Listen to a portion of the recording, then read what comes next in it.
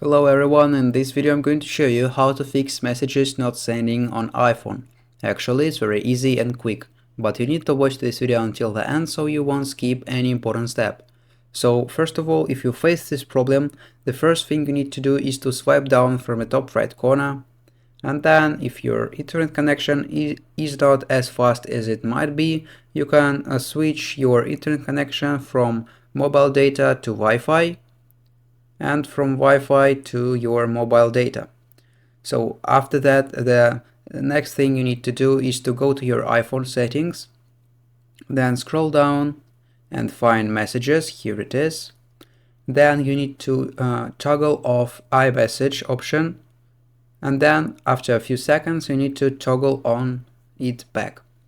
So this will refresh your iMessage application. Then you need to scroll down and find send as SMS option. You need to enable this option. It is very important. That means that if your phone won't be able to send a message like an iMessage, it will send like a default SMS.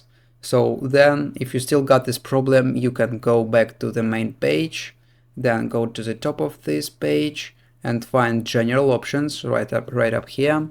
Then you need to scroll down and find transfer or reset iPhone.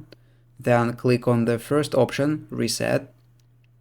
And then you need to click on the second option, reset network settings. It will actually refresh all your network settings or your mobile data, Wi-Fi settings. And after that, your problem will be fixed. But if only one specific person can see your messages, it means that he maybe blocked you or restricted you.